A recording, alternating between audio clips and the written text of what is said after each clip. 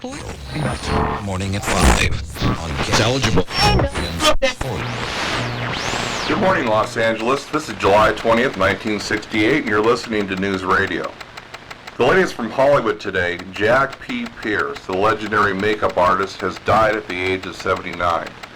Pierce was responsible for creating all the legendary horror characters at Universal Studios in the 1930s and 40s. Among his work are the famous images of the Frankenstein monster, the Mummy, and the Wolfman. In his heyday, Pierce was considered the top of his field. However, he had lost his popularity of late and been living in virtual obscurity over the past several years. A funeral is scheduled for later this week.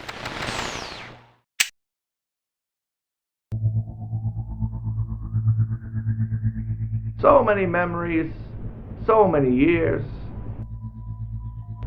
I was famous once. Maybe I still am. I don't know. My name is Janos Pikolas. I was born in 1889 and came to this country with my family after the turn of the century. Not long after that, I changed my name to Jack Pierce. For over 50 years, I made my living in the movies, working on some of the biggest pictures of the time. But that was a long, long time ago. I am most known for creating many of the famous monster characters in the classic Universal horror movies of the 1930s and 40s. What you may not know is that I worked in the movie business for 20 years before we made those pictures. What very few of you may know is what first brought me to California. It wasn't monsters or movies at all. No, my first love was baseball. When I was 19 years old, I was a shortstop on Logan Square, semi-pro team in Chicago. I could hit, field, and steal bases back then with reckless abandon. But I wanted to go further. So, against my parents' wishes, and with just a few bucks in my pocket, I headed out for California to try out for the prestigious Coast League team.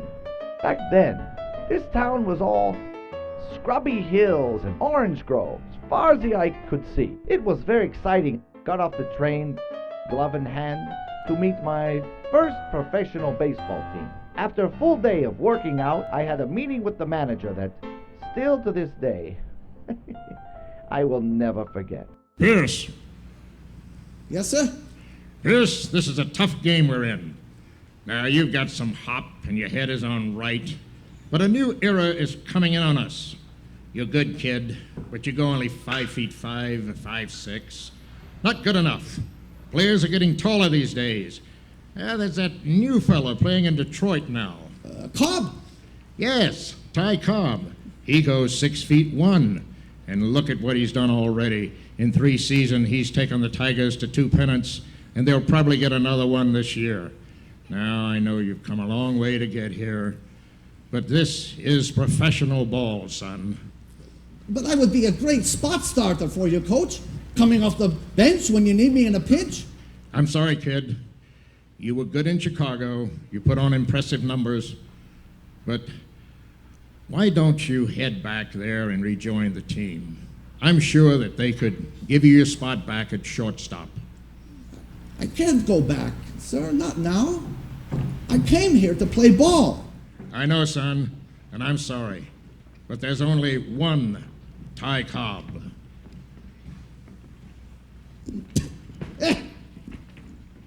Success teaches us nothing. Little did I know it then. But that interview with a manager would be a blessing in disguise. If I had made the team, I never would have tried to get into the motion picture industry.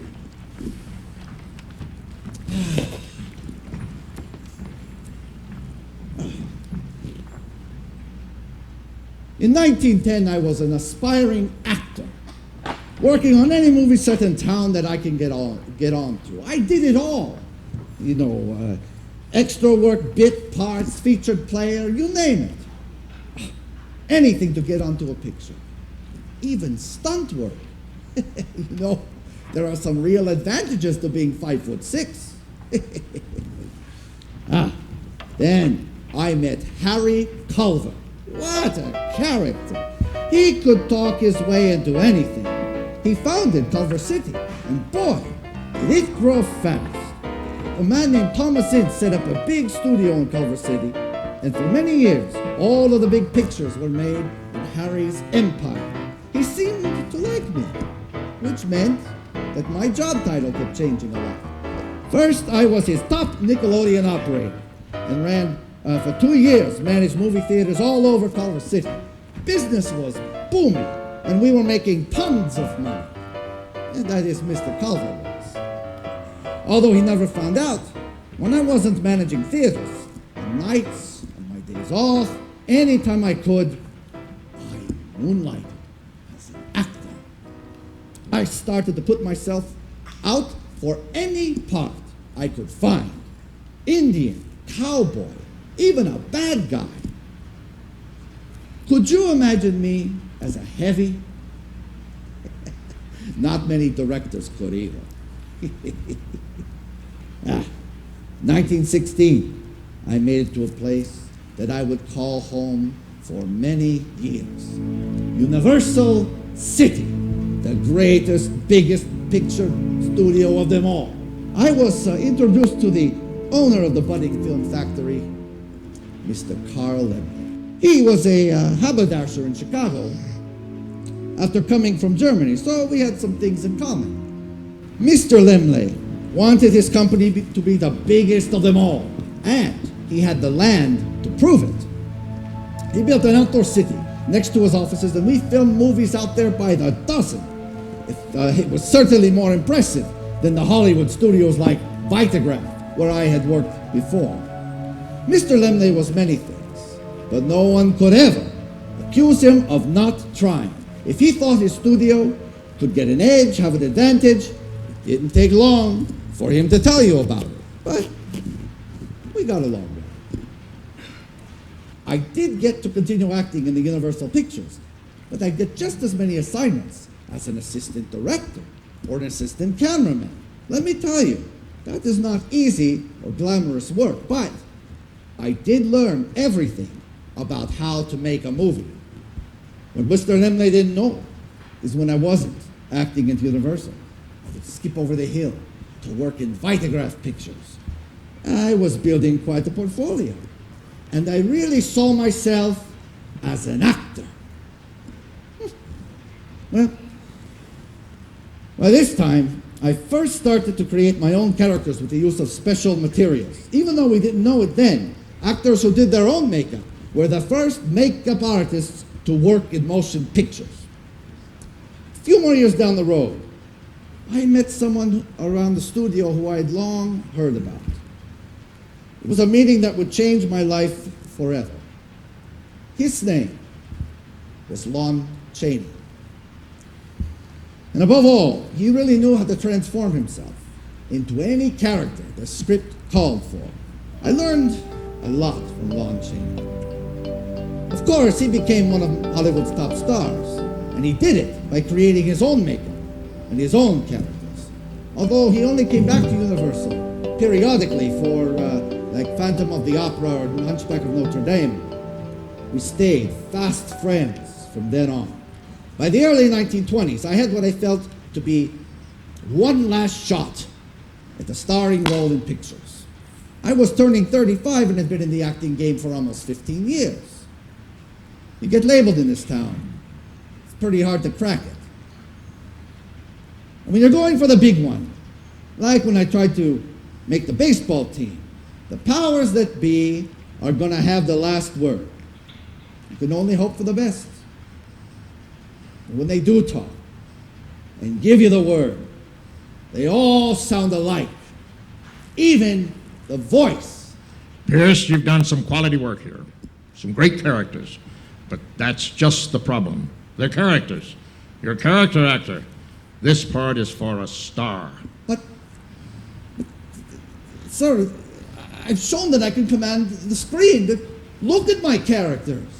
Oh, that was a B picture. Do you have any A pictures. Pierce, what this shows is that you're a character player who can do some stunts. But we've got people who do character work, and we've got stuntmen on this picture. Now, if you were a starring player who did stunts like, Douglas Fairbanks? yes, Douglas Fairbanks. Now, if you were a Fairbanks, tell you what, Pierce, I heard that you were good behind the camera. Limley said you would really have an act for running a set. Why don't you give that work a real effort?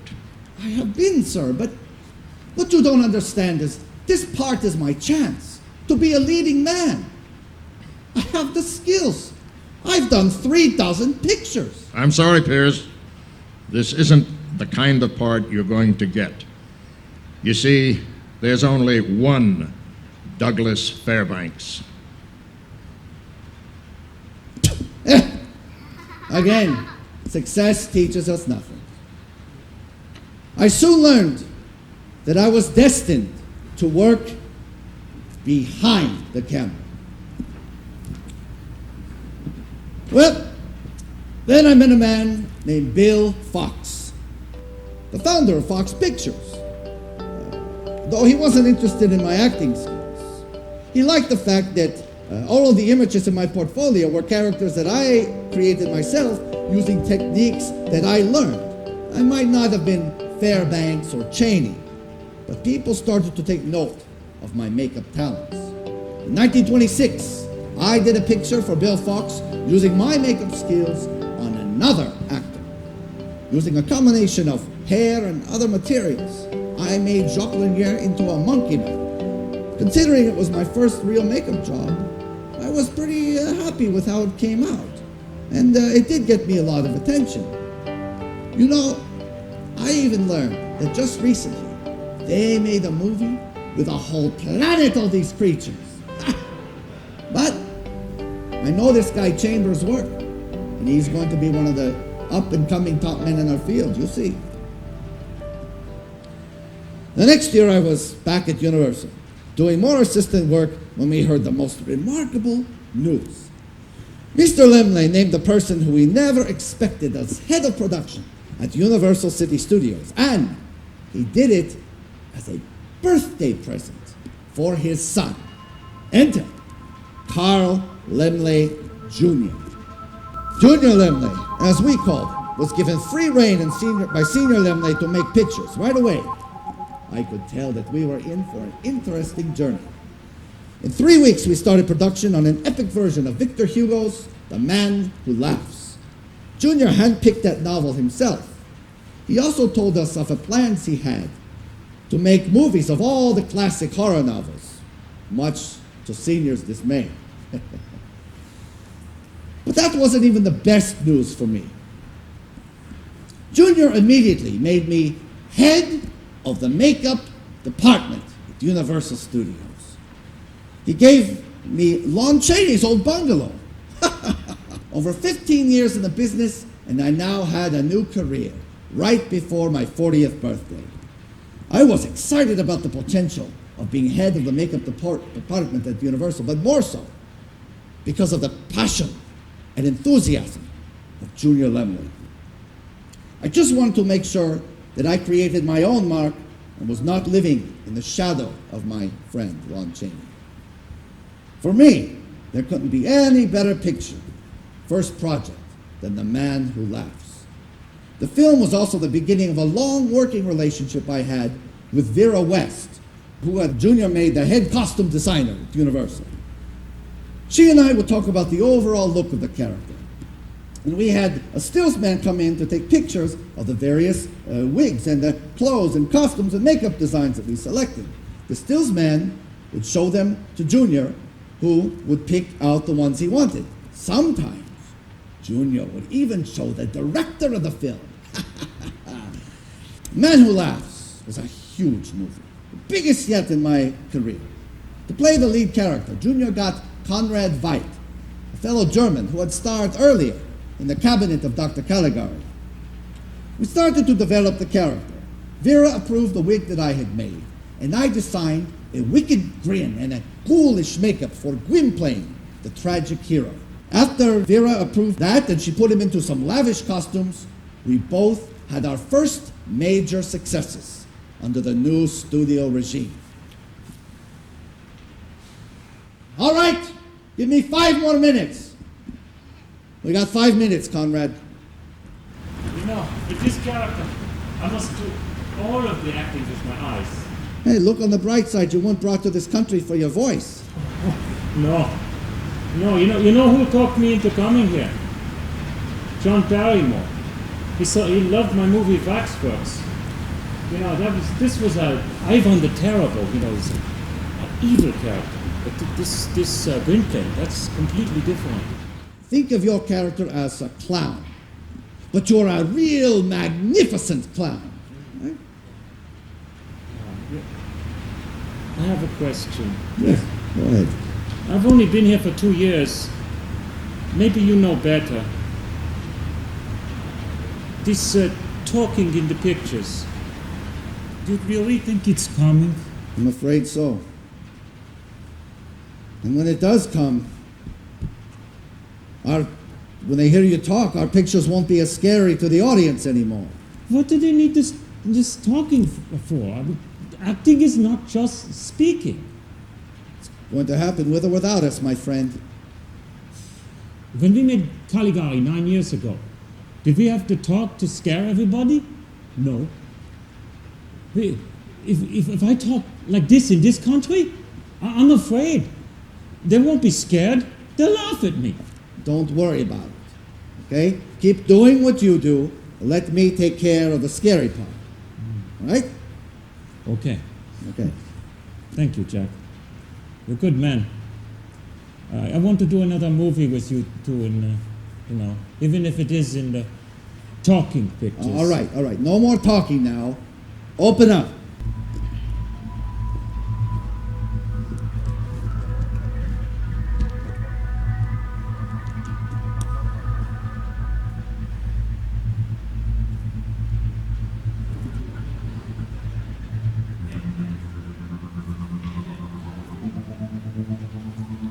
Conrad didn't do much more talking in pictures. He went back to Germany after The Man Who Laughs. We never did make another picture together. For a while, Junior wanted to cast him in what became our first sound horror film, but Conrad balked. You see, Junior decided to make a movie out of the novel Dracula, which had recently been performed on the New York stage as a play. What we didn't know was how we were going to do it, or who was going to play Dracula. I was excited and nervous at the same time. I had some great ideas about the Count character, going even further than Cheney's vampire in London After Midnight. We got the same director from that film, Todd Browning, and for a while, we even thought that Lon Chaney was going to play the Count. Wouldn't that have been something? Then we heard that everyone from John Carradine to Bela Lugosi was going to be Universal Studios' new Dracula. But before we started work, without any real warning, we heard that Lon Chaney had died. He was only 47 at the time, and in my mind, in the 1920s, he was the greatest of them all. His legend would haunt my makeup bungalow, but it inspired me to achieve the kind of greatness that he had achieved. Once he passed, I knew that Dracula had to be something unforgettable. Well, unfortunately, after Bela was cast in the role, I soon learned that he wanted to do his own makeup, as he had done on the stage. But I was not about to tell him any differently. Then, with Max Factor's organization, I designed a green grease paint for him and created a widow's peak look for his hair, but I never touched him on that picture. Instead, I helped create the looks for Dracula's brides and Mina and Renfield and Van Helsing, and with the help of hairstylist Lily Dorigo, the first woman in town to run a studio hairstyling department. You should have seen the look on Senior Lemley's face when I mentioned that Lily should be the head of a hair department. But he later thought it was brilliant. Even though I was disappointed that I didn't get to work with Bella very much, we could all tell from the start that Dracula was going to be a hit. What we didn't know was that a big German guy named Papa Karl Freund would do the photography and take control of the picture. Universal opened Dracula just before Valentine's Day in 1931. Almost instantly, it was a smash success. It didn't take long for the Lemleys to decide that they wanted a follow-up horror film. 6 months earlier, Junior had given me a copy of the book of Mary Shelley's Frankenstein. But they had some trouble finding the right director and the right actor, and the right actor to play the monstrous man. First, Junior cast Bela Lugosi as Frankenstein's monster. I did a makeup test with screenwriter Robert Florey, who was the director of the film at the time. But once Junior saw the test, he laughed. He pointed at the screen and said, "That doesn't look like Frankenstein's monster. It looks like Der Golem." So Bela left the picture, much to his delight. And Junior hired a British director who was already on the lot, James Whale.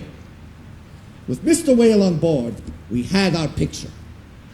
The one problem was that we still had no monster. Junior Lemley had a definite idea about what he liked and what he didn't like. Then, just like a story from a movie itself, a most fortuitous occasion arrived, and of all places, at the Universal Commissary. One afternoon, no one could have possibly known then how that one day would change all of our lives forever. Boris Karloff was one of the most decent people I ever met, and certainly my favorite actor to work with. He was absolutely perfect to play the Frankenstein monster. Whale had discovered him and immediately liked him as the monster. Then, while Boris was shooting a picture called Graft, we worked for 3 hours every night for 3 weeks to develop the makeup. But long before that, Junior Lemley had given me the book, and I'd been thinking of a way to create the character of the monster. I didn't depend on imagination. Before I did any designing, I spent 3 months of research in anatomy, surgery, medicine, criminal history, and ancient burial customs. If the monster looks like something I dreamt after something I ate, don't blame me, blame science. I made him the way the textbooks said he should be made. With layers of cotton, collodion, and spirit gum, I built up the head, then covered it in a gray-green grease paint.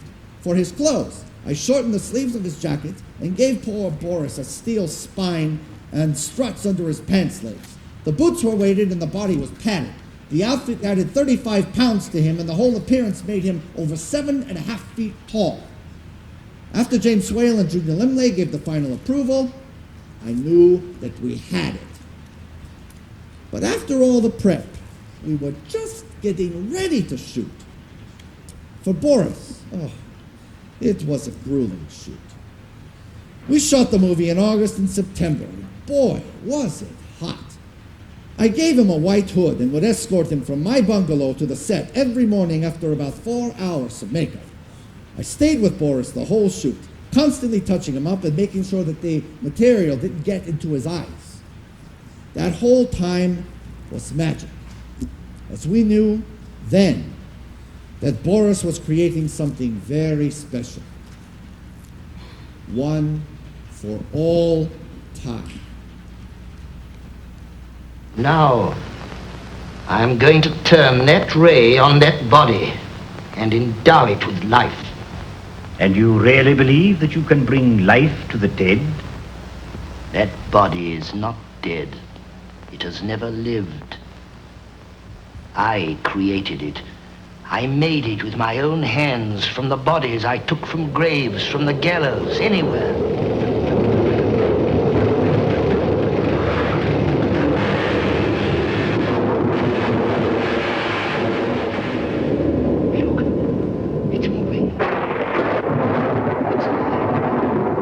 It's alive.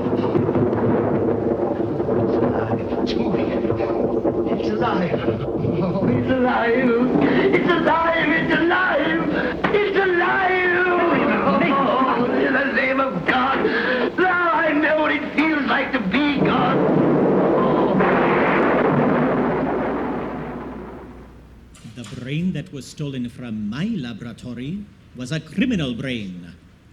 Oh well. After all, it's only a piece of dead tissue. Only evil can come of it. Your health will be ruined if you persist in this madness. I'm astonishingly sane, Doctor. You have created a monster and it will destroy you. I've got to experiment further. He's only a few days old, remember? So far, he's been kept in complete darkness. Wait until I bring him into the light.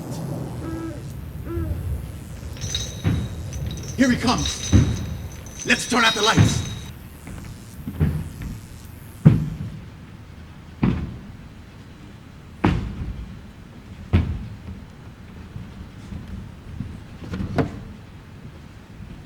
Come in.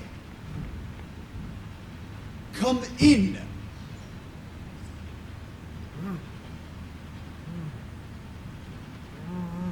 Come in. Sit down. Sit down. You see? He understands. Watch.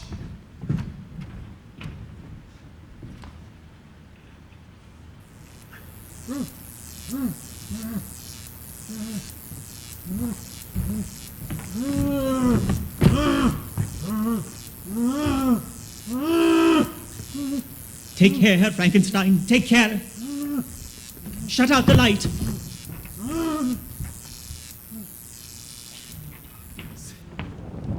Sit down. Go and sit down.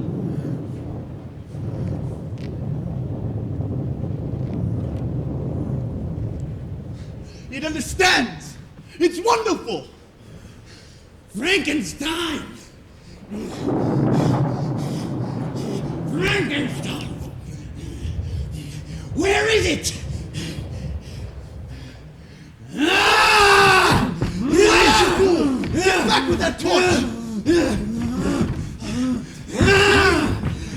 Quickly! Cut the rope! We've got to get him into the cellar! Shoot it! It's a monster!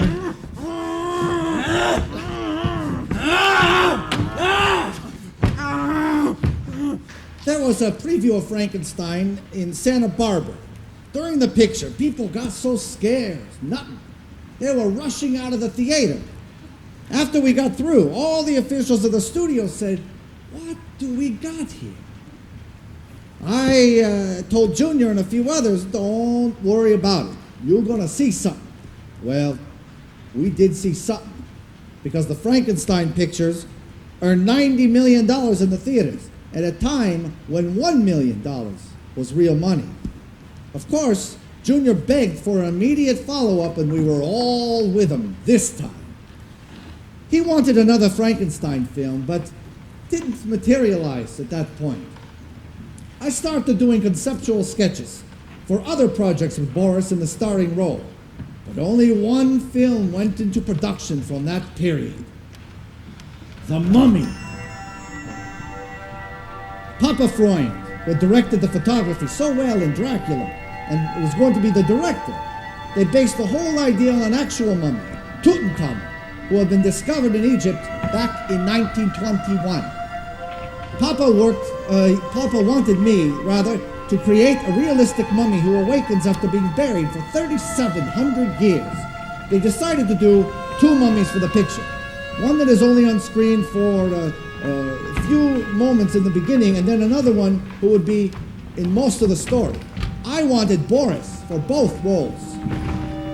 So, I did two makeups for the picture. The one which was used for a large portion of the film was the Ardith Bay makeup. That one was relatively simple, giving Boris the wrinkled appearance. But the complete Imhotep mummy makeup took 8 hours to put on Boris, from top of his head to bottom of his feet. 8 hours. Then, I had to put the bandages on the body and then seal them with tape so that they wouldn't unravel.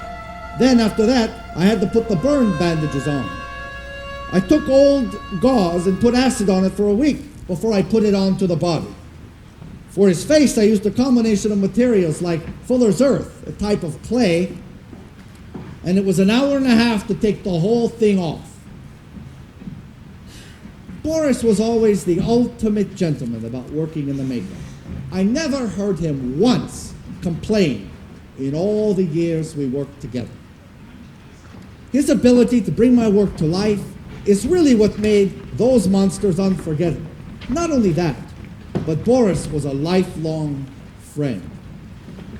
To make it easier on Boris, I did create a double of the complete mummy makeup which we could put into the scene for master shots. I called it the dummy mummy. With my key assistants, who included guys like Otto Lederer, Sam Kaufman, and later Bill Ely, we felt that we were given a chance to make screen history with these movies. And let me tell you, with The Mummy, we took advantage of it the best we could. Well, it seems to me that the only find that we've had over the past 2 months that could bring this expedition any medals from the British Museum is that box with the rather peculiar gentleman over there. And then after all, we're only human. A find like this, how can you wait? I got a good look at him when I photographed him. Never saw a mummy like that, though. It seems as though he died in some sensationally unpleasant manner. Buried alive. Imhotep, high priest of the Temple of the Sun at Karnak. Huh. Poor old fellow. Wonder what you did to make them treat you like that. Perhaps he got a bit too gay with the Vestal Virgins in the temple. Maybe the answer lies in that box we found buried with him. Some temple treasure. Wood's so old it would fall apart at a touch. Oh, whatever it is, it's terribly heavy.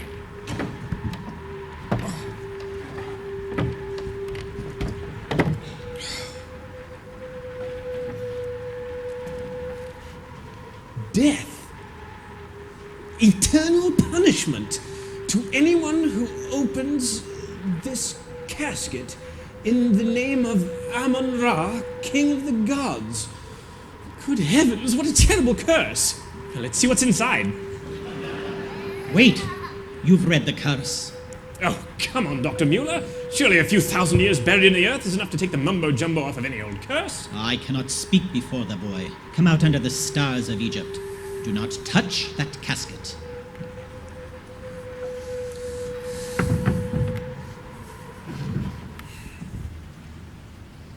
If you are right about the legend, then this casket may contain the scroll of Thoth from the Holy of Holies in the temple, and I can hardly wait to get back to find out.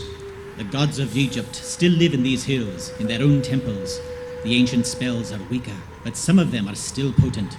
And I believe that you have in your hut the scroll of Thoth itself, which contains the great spell from which Isis raised Osiris from the dead. Put it back. Bury it where you found it. You've read the curse. You dare defy it? In the interest of science, even if I believed in the curse, I would go on with my work for the museum. Come back with me, and we'll examine this great find together. I cannot condone an act of sacrilege with my presence.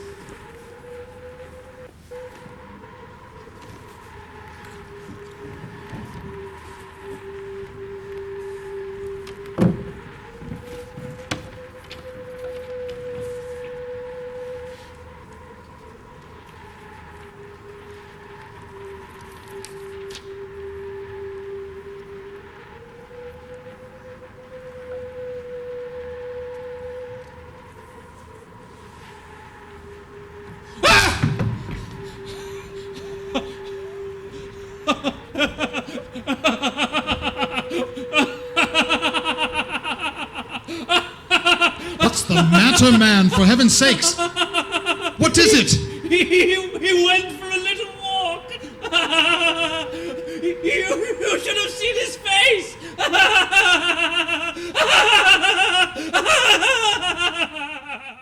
The Mummy was one of my favorite characters, and the only one to get me a Hollywood Filmograph Award before they gave Oscars to makeup people. And Boris Karloff himself presented me with the award.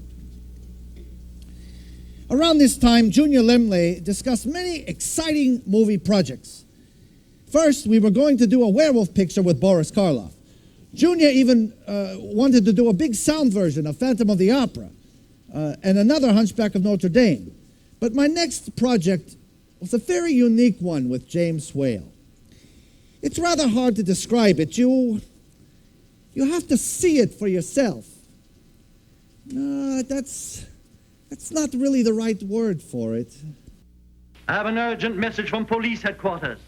Early this evening, we broadcast a report of an invisible man. The report has now been confirmed. It appears that an unknown man by scientific means has made himself invisible. He has attacked and killed a police inspector and is now at large. The invisible man works without clothing. He will have to seek shelter.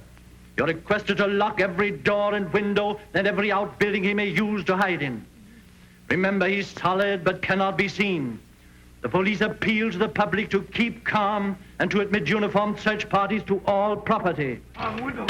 Hey, up the door. Take no chances. We'll be right the door. Hell, everything got the doors padlocked. I'll keep him out. It's easy, really, if you're clever. A few chemicals mixed together, that's all. And flesh and blood and bone just fade away. A little of this injected under the skin of the arm every day for a month. An invisible man can rule the world. Nobody will see him come. Nobody will see him go. You're crazy to know who I am, aren't you? Oh, he's here! The invisible man! Wait for me! Don't leave me! Wait for me! Good old Una O'Connor. She was one of my favorite featured actors, and she was just like that in person, if you could believe it. I did many pictures which included the Universal group of actors from that time. Many of them had Boris Karloff, Bela Lugosi, or both, including The Black Cat, The Raven, and The Invisible Ray, Tower of London, and The Old Dark House. We really made some quality pictures back then. We finally did a werewolf picture, but it wasn't with Boris. This one, called Werewolf of London, starred Henry Hull. I had designed a complete wolf character for him, but Henry didn't want to wear a makeup that fully covered his face. I think it turned out pretty well anyway. Then, finally, we were able to put together a picture that we all called The Return of Frankenstein. But later, Junior and James Whale decided to name the picture after our first completely new monstrous character in those movies. It was one unlike anything that had been portrayed in motion pictures. Well, I must say that's the best fire I've ever seen in all my life. I'm glad to see the monster roasted to death before my very eyes. It's too good for him. Oh, there it goes again. It's not burnt out at all. There's more yet. That's his insides. Caught at last. Insides is always the last to be consumed.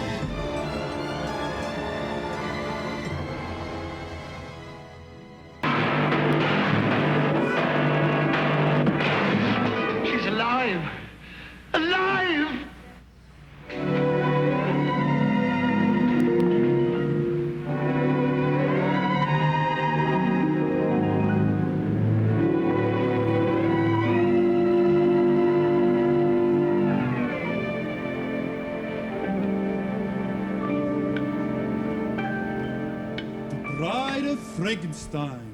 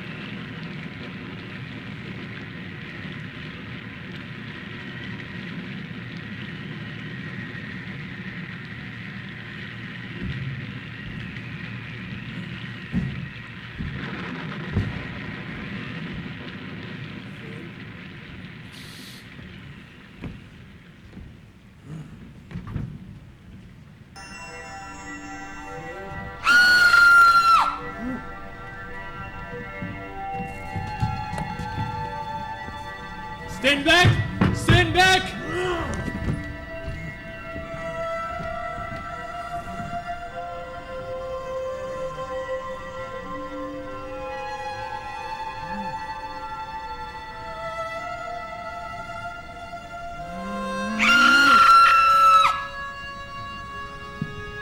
She hate me like others.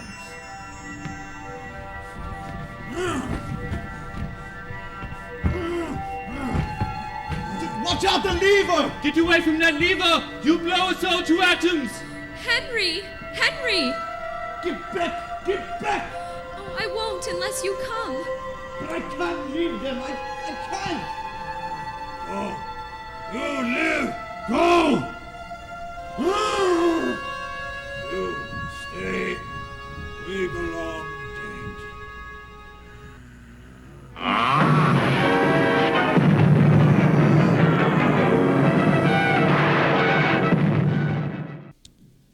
The year was 1936. With James Whale and the Lemleys, we made the picture Showboat the next year. But word had gotten out that the Lemleys were in trouble. Though the studio had its share of pictures, they were strapped for cash, and Senior Lemley made a decision to sell the studio. It was the end of an era. With the Lemleys gone, none of us knew what was going to happen at the studio. The only thing we did know is that we would never make pictures like we had before. I heard that Junior signed a deal at MGM to make pictures, but that he never produced one after he left Universal.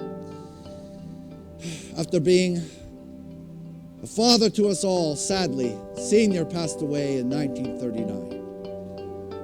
After virtually inventing the idea of a big movie studio nearly 25 years before. After the Lemleys left the studio, things immediately changed. I honed my beauty makeup craft on many leading ladies like Joan Fontaine and Susanna Foster. And I made up a dashing young man named Vincent Price in his first movie, Service Deluxe. But then, everything changed again. In the summer of 1938, a movie theater in Hollywood started showing Dracula and Frankenstein on a double bill. Boy, did that get certain people's attention. The new studio head, Charles Rogers, said that we were going to do one more monster picture immediately. With the production nearing the start date, I was informed that the writers added a new character to this new monster script we were doing. Someone to help the new Dr. Frankenstein bring the monster back to life. I never could have guessed who they would have cast in the role, but Belly. This time, he was more than happy to let me do my work. We got along famously and created what I believe to be his most finest character, Igor. We worked in record time to put together Igor, plus a new version of the monster. Vera West, who was my good friend and had been in the costume department head at the studio for as long as I had been there, designed that great shaggy coat that the monster wore in that picture, and that was shot at the end of 1938 to make it into theaters at the beginning of 39. Even the Lemleys never worked so fast, although James Whale was no longer at the studio. The picture, called Son of Frankenstein, felt like a family reunion for all of us.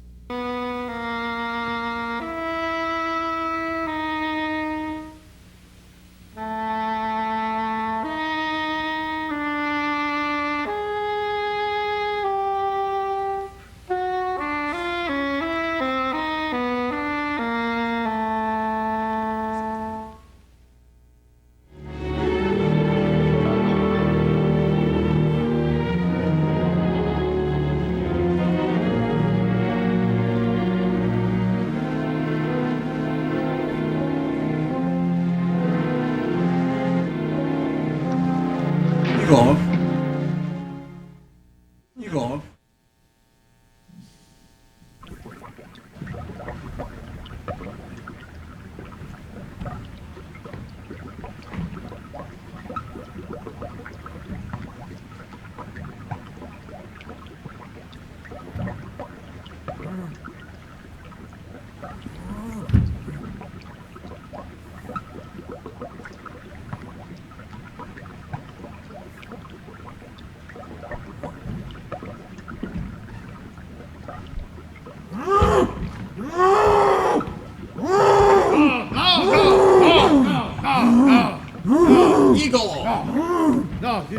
How did he get out of here?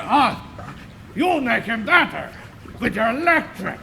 After you go, he gets up and walks. He all right now. Okay, come. Good man. Good man. Yeah. He must never get out again, never. No. He only do what I tell him. See? Always. Go.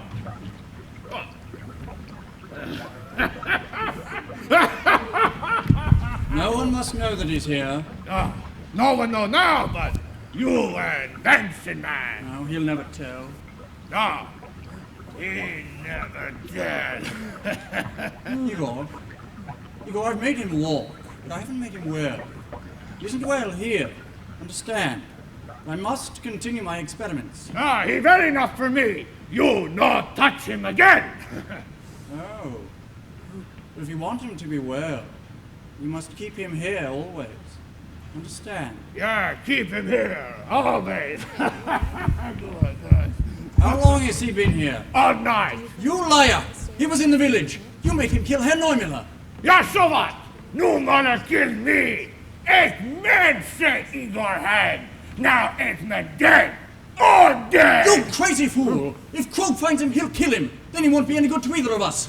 You get out of here. If I find you hanging around here again, I'll... No, he no belong to you. You go away, not me. Not me. No. You go away. Not me.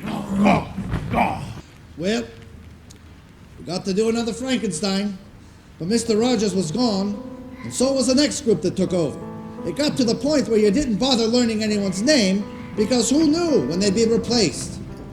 In the late 30s and 1940s, the early 40s, we did 10 monster sequels. There was a Mummy sequel with Tom Tyler, and 3 others with Lon Chaney Jr.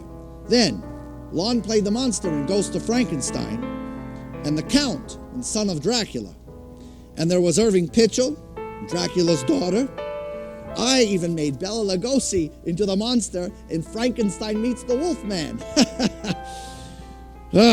We were going sequel crazy, often then punching them out as B pictures. I thought the low point was The Invisible Woman. But then, we did Jungle Captive. With the studio truly running as a film factory, punching these films out left and right, I decided that I would fight for a fellow employee. When new department head of hairstyling and wigs, Carmen DeRigo, told me that she had never gotten screen credit on a movie. Never. After all, her mother was the first ever at a studio to run a hair department. When I asked her why they hadn't given her screen credit, she said that they said it would cost extra money for the titles man to make an extra title. Even I couldn't believe what I was hearing, and I had been in the business for over 30 years at that point. Things had certainly changed. Well, Carmen got her screen credit. The run of horror sequels all started in 1941, just before we entered the war. Rumors circulated that we were going to do a picture long in the works. It was the one that I had first planned for Boris Karloff after we did The Mummy. Now, we were going to try it again, but Boris, like me, was in his 50s by this time. I never could have imagined who I'd be working with in his place. Lon Chaney Jr. and I had a very complicated working relationship. I won't say that we didn't get along. It's just that we got along in a curious fashion. We had different ideas about the makeup, but ultimately, I believe that he created one of the finest monster characters in that era. I hated Jack Pierce. The Wolfman makeup took forever to put on and forever plus a half hour to take off at night, and it stank to high heaven. I don't know what kind of hair he put on me, but it wasn't meant to be pleasant. For the transformation scenes, they held me in place for I don't know how many hours while Pierce put on his muck. What gets me is after work, when I'm all hot and itchy and tired, and I've got to sit in that chair while Pierce just about kills me, ripping off the stuff he put on me in the morning. Chaney and I reached an understanding. He sat patiently while I devised a way to make man into wolf, and back again. On the set, even though we had been relegated to B status, we all felt, had the sense, that we were making a picture like we had 10 years earlier. If the Wolfman was not going to be Frankenstein or the Mummy, at least it was going to be another of my most unique characters. The script called for 2 transformation scenes, and I worked closely with special effects man John P. Fulton and the director George Wagner to figure out how to do it. So, I was tasked with working on Lon Chaney Jr. to create the Wolfman. With the help of my assistant and friend, Abe Haberman, it took 2.5 hours to apply this makeup. I laid all the yak hair on a little row at a time. After the hair is on, you curl it, and then you singe it and burn it to make it look like an animal that's been out in the woods and rubbing and all like that. It had to be done every morning. Okay, I chose to use my first real appliance when I used a rubber nose on Lon, other than a teeth as an appliance. Look, otherwise, you got to model the nose every day, which would have taken too long. The Wolfman was my favorite character since The Mummy, almost 10 years before.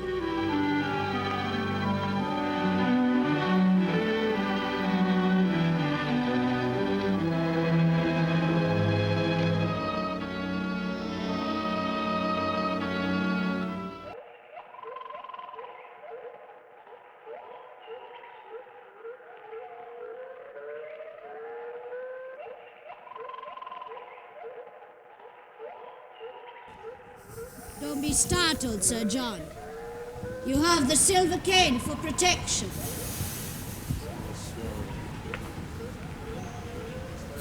Who are you? Hasn't your son told you? You're the gypsy who's been filling his mind with this werewolf nonsense. Nonsense, Sir John? Yes, you've been preying on his gullibility with your witches' tales. But you fixed him, didn't you, Sir John?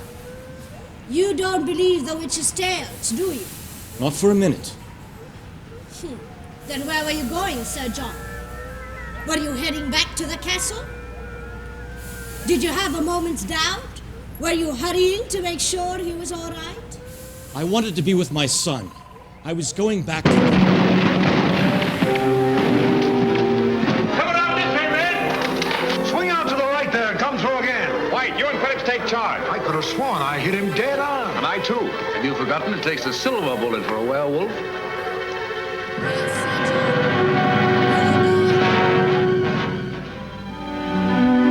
Hurry, Sir John, hurry!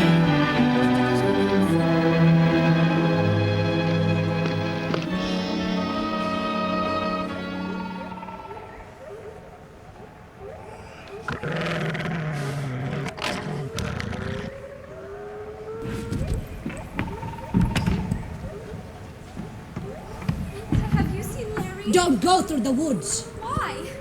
You'd better come with me. But I want to help him. Listen, the hunt is on. No, I've got to find him. Come with me or he will find you.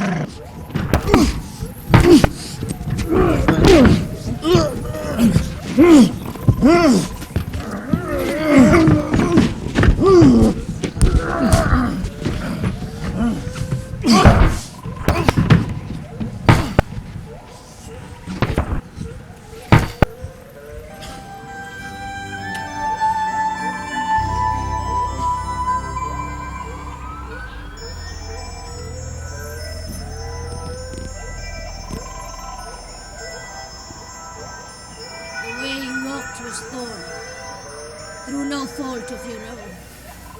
But as the rain enters the soil, the river enters the sea, so tears run to a predestined end. Your suffering is over. Now you will find peace for eternity.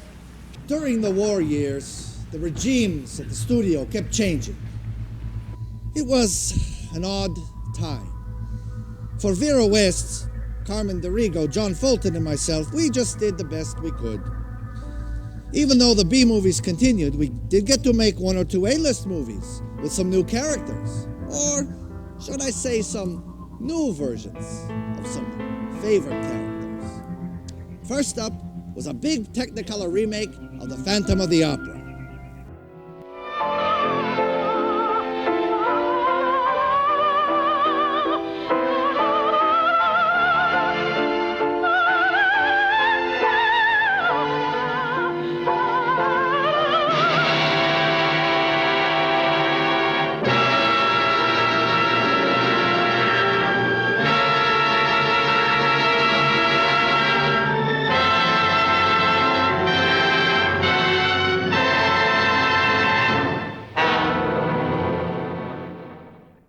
Now, this Phantom wasn't as spectacular as a silent version, as you call it today. But I liked the way that Claude Rains looked, as it was the only one of my monster characters to be filmed in color. And you should have seen my original makeup for Claude. Let's just say that this one was toned down. My good friend Arthur Lubin was the director, and he suggested that we reduce how scary he could look. This was another disappointment, you know. Chaney's classic Phantom had always been one of my favorites. I was even in his bungalow when he first designed that makeup. Ah, what a sight it was. In the war years, I was very busy with projects like Man-Made Monster and The Mad Ghoul and two back-to-back films that included my old friends. We did House of Frankenstein, then House of Dracula with a new monster, this time played by regular Western film actor Glenn Strange. You know, I had surprised producer Paul Malvern when I designed a new Frankenstein makeup for Glenn. What I did is I brought Glenn into my makeup lab. I put paper all over the mirror, see? And then I put the makeup on Glenn, took the paper off the mirrors, and showed him what I had done to him. Oh, boy, was he surprised. Boy, I also created a new mad scientist character played by Onslow Stevens for the second film. How were we to know then that we were doing the last of the great horror films? The last ones. Well, both House of Frankenstein and House of Dracula were hits, but after the latter, in 1946, we found out that Universal was merging with an independent studio called International Pictures. We didn't know what that meant, but we had gotten pretty used to all the changes. However, in the mid-1940s, Carmen, Vera West, and I did all of our work with two of our favorite actors of the time. You got an outfield? Oh, sure. St. Louis has got a good outfield? Absolutely. The left fielder's name? Why? I don't know. I just thought I'd ask you. Well, I just thought I'd tell you. Then tell me who's playing left field. Who is playing first? Stay out of the infield! Don't mention their names out here. I want to know what's the fellow's name in left field. What is on second? I'm not asking you who's on second. Who is on first? I don't know. Third base. Oh, take it easy. Take it easy, man. And the left fielder's name? Why? Because. Oh, he's center field. He's center. Though I had been head of the makeup department long before the boys got to the studio in 1941 and made buck privates, my first screen credit with them was in 1945 with the Naughty 90s. That picture had the famous Who's on First routine, and we created a unique look for them in that scene. But you know, Abbott and Costello were so funny, it didn't seem to matter what they looked like. They always made it a gas. Like me, Lou was a big sports fan. He used to be a basketball player. Could you imagine that? He was supposed to be pretty good. I probably could have used him on one of my teams. Bet you didn't know that either. I was the basketball coach of the Universal Studios basketball team for many years. I even won a local contest before the 1936 Olympics. Bud and Lou. What memories.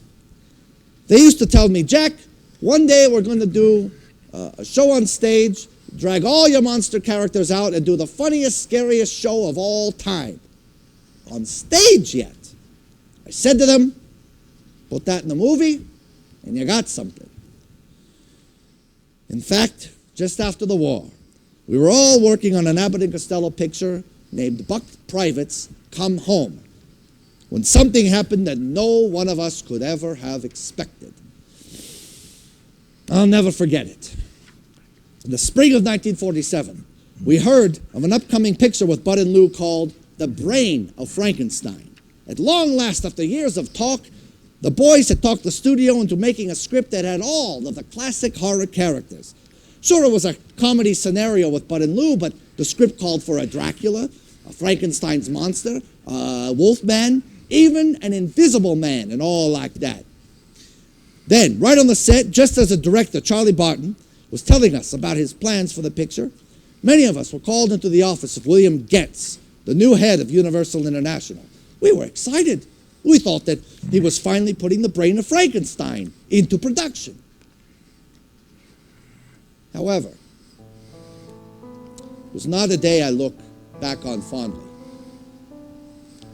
We people who worked for a long time at the studios had been warned about what was to occur, but we never thought would happen to us.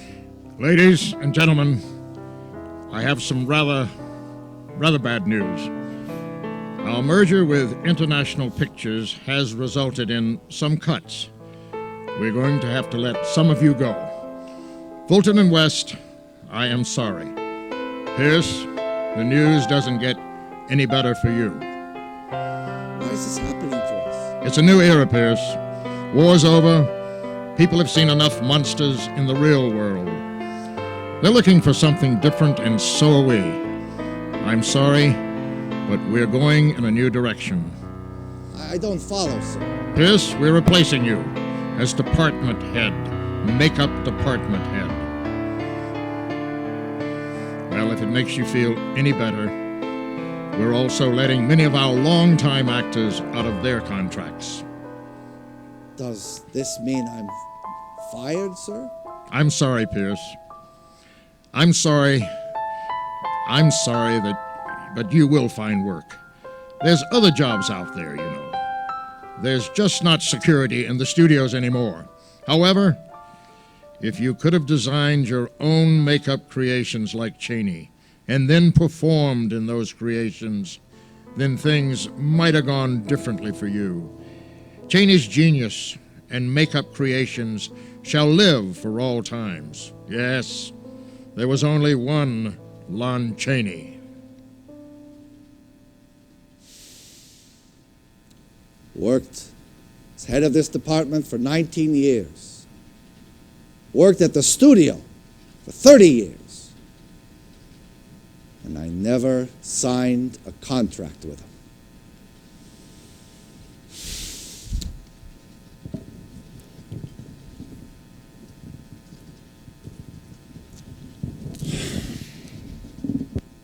I never did get to do Abbott and Costello meet Frankenstein. That's what the picture was later called. It was the end of my time at Universal. I had the chance to go back there several times and work, but I just couldn't. For the next 15 years, I drifted around quite a bit. I did a TV show with Carmen DeRigo in 1955 called You Are There. I did several movies in the 1950s and 1960s like Teenage Monster, Beauty and the Beast, and Giant from the Unknown. But it wasn't the same. But around that time, I started to realize that my work was being seen by a whole new breed of talent. This is part of an actual letter I received in 1957. I've kept it since.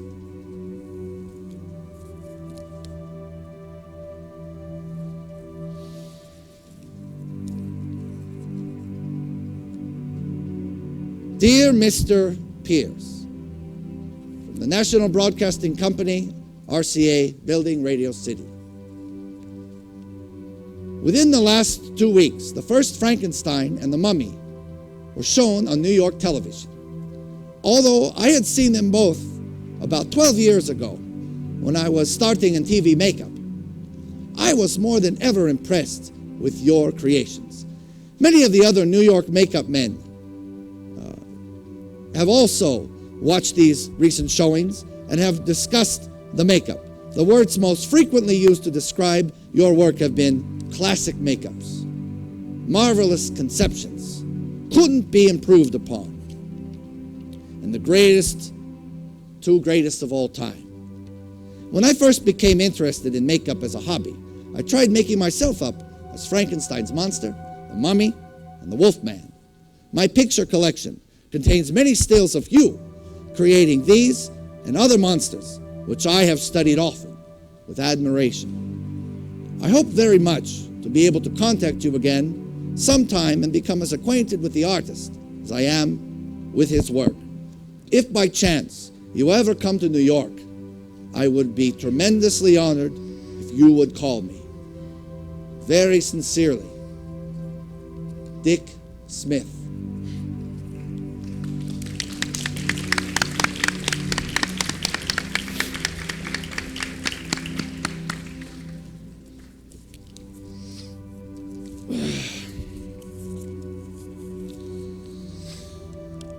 Then, 1961, I got a job from an old friend when Arthur Lubin hired me to work on my oddest job ever. Hello, I'm Mr. Ed.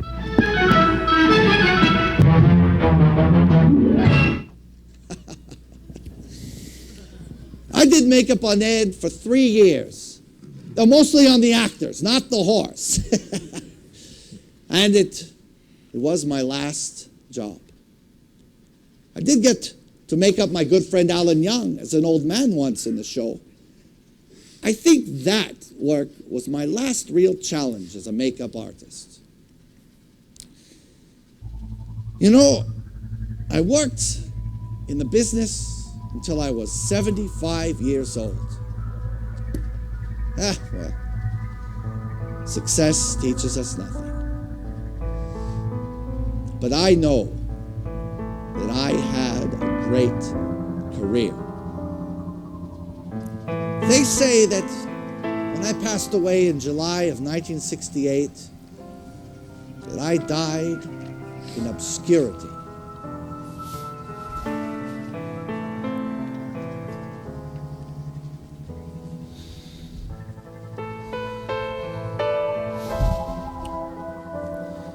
They say that only 24 people came to my funeral.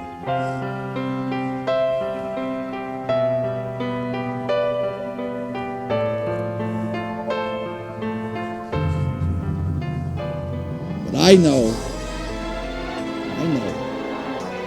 that there were others.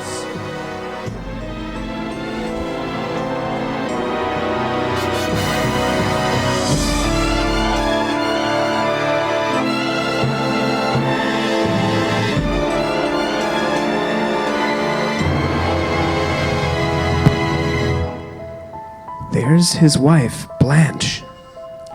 There. That's his friend Abe Haberman. Who are all the others? They are all here for a reason. Yes. There was only one Jack Pierce.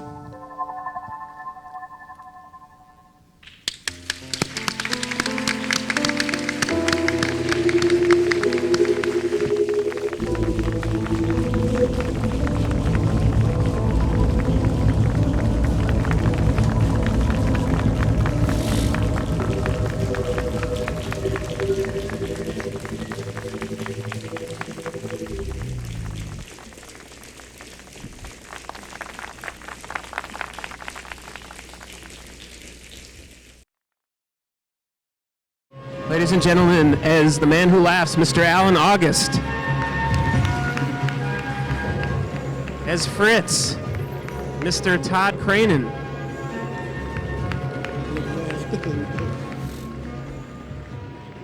As Colin Clive, Mr. Jim Sloan.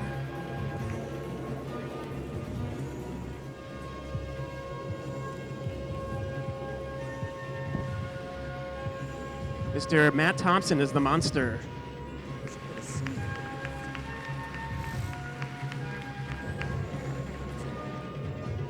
As the mummy, Mr. Ken Deshawn.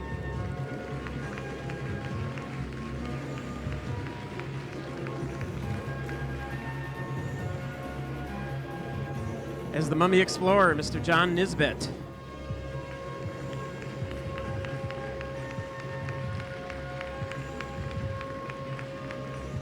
As Una O'Connor, the lovely Miss Denise Moses.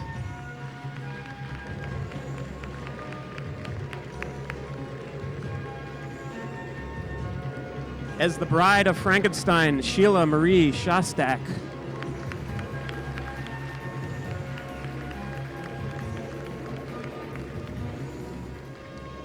Mr. Cale Thomas, who played Dr. Pretorius, Ernest Thesiger.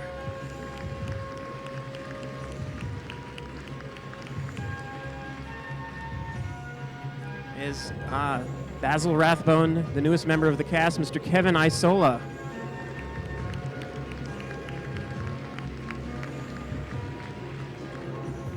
The formidable Dan Roebuck as Igor.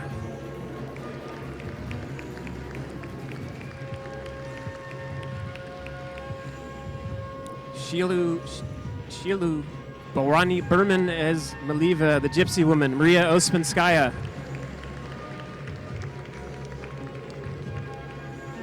Also in The Wolfman as Claude Rains, Mr. John Huey.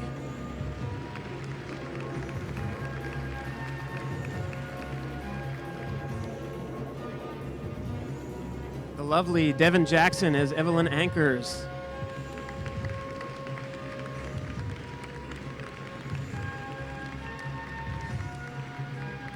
As the Wolfman, Douglas C. Myers.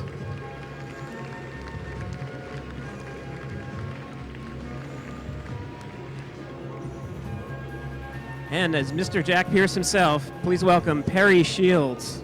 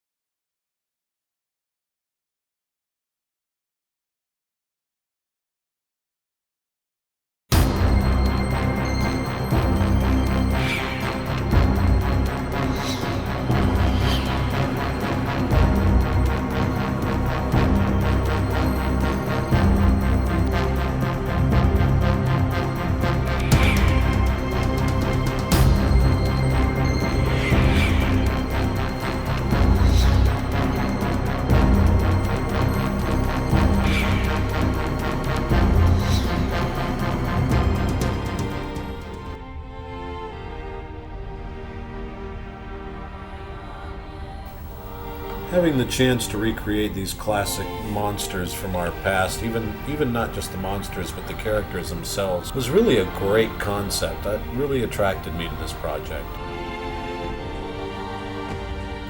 Doing Jack's makeup was definitely interesting because the person was completely different than what their final character was going to end up being.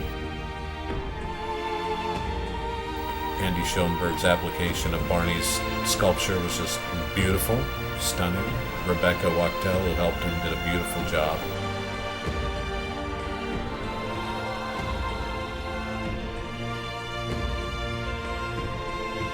And Kevin Haney doing Frankenstein. We chose to do a couple of the characters like Jack and Frankenstein's monster and the mummy behind the scenes out of the main hall so that people would be surprised when they got to see these characters for the first time. I think that Kevin Haney was the only one that based his makeup out in a pink color before he went gray over the top. And Simone Williams did the bride gowns for this particular tribute. V did the three-piece makeup on the bride. Her nose tip and chin were actually made out of foamed gelatin as per V's request. And then the forehead was all foam because it was just such a large piece and we had to glue the hair piece to it. John Noren so lovingly donated the wig for us. That helped a lot. And actually we had Ron Pipes make a new front for it so that it just looked that much nicer. Yeah, it was really nice of V to be able to step in last minute to be able to pull this off. I mean, with all the characters that we were doing, it was almost like the bride ended up as an afterthought, and I realized we had to change her whole hairline and nose and chin. Here she is literally sewing her into her costume, just like we did in the old days. Here's the mummy costume. And, of course, the wonderful sculpture. Mummy costume was so skin tight. Quite a job to put him into it. So it had to be all retextured and closed up. We were originally going to do the hands as gloves, but, you know, it just looks so much better when you do them as prosthetics and it's all glued down nice and clean. It moves so much nicer. To give the mummy that crusty appearance in the end, we ended up with mixing Fuller's Earth and Gaffquat and literally spatulating it on over the entire costume so that when he'd move and things that would crack and dust bits would fall off. And boy, he was a real trooper getting inside that costume. All the latex and all the stuff that they ground up onto him was just amazing. I really wanted to do the Pretorius makeup myself, but I'm really glad that Darren and Ned did it. They did a really nice job. I think he's one of the most changed from his original look of the performer to the finished makeup. Very interesting doing them all in black and white. I don't know if it was really the right thing to do. Obviously, Dick Smith didn't think it was, but I think in the end, after all the stills that I've seen of it and everything, that I think it was definitely a good choice. Shilu as Maria, she was a completely different woman once she got into makeup. She's such a great character actress in her own right. Jim Rowland did a great job doing Una O'Connor. That was a very hard character because her face changed in every single scene that we saw her in, so we never really got a good idea of what Una O'Connor looked like on her own. I think some of the straight makeups were the hardest things to make look right. They, you know, in person to the eye, you saw a little bit of the flesh tone coming through, but for the most part, you know, when they got up on stage, everything just really looked black and white.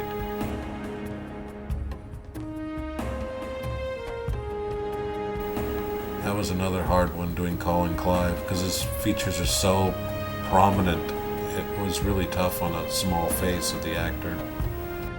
Camille Calvé did a beautiful job working on Basil Rathbone. And he was a good actor too. He was really good. Hard doing that much makeup in front of all those people at the show. But in the end, I think it was really rewarding.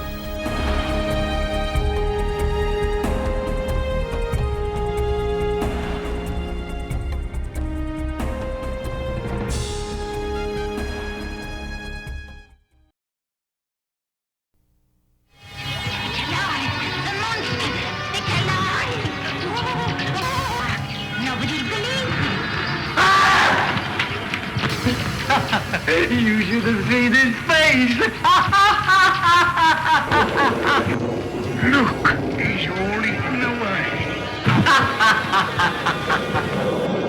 Look out! It's easy, really, if you're clever. A few chemicals mixed together, that's all. And flesh and blood and bone just fade away. I had a good look at him when I photographed him. Looks as though he died in some sensationally unpleasant manner.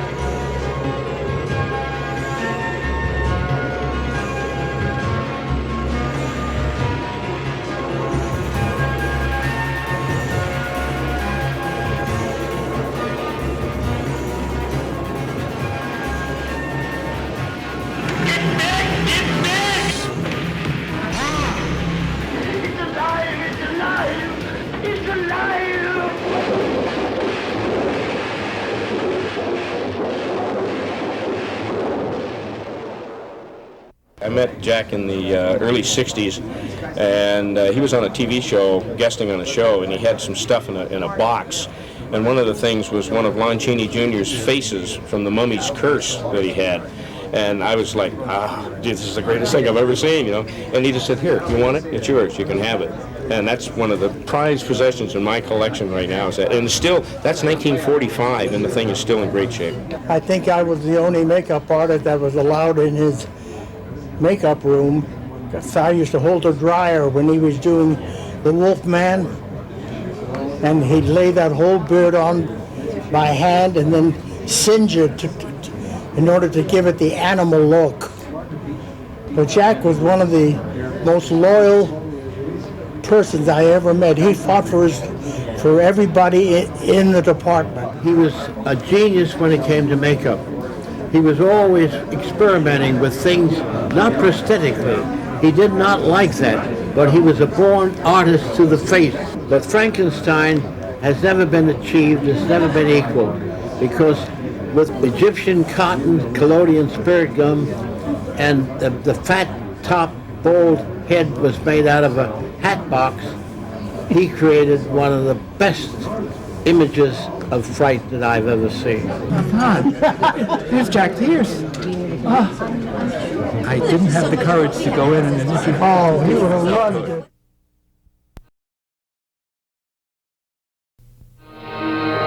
Frankenstein, starring Boris Karloff, the part that made you immortal to moviegoers. It took us about 4 hours in the morning. Put the Frankenstein face and the head on, Boris.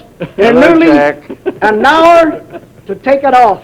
Yes. The whole outfit weighed about 35 pounds. Yeah, you know who that is, Boris. Jack- One of the leading makeup Jack artists Pierce. in motion pictures who flew down here from Angels Camp, California, where he's working on the Ransom Broidy production Bullwhip. Your very good friend, Jack Pierce.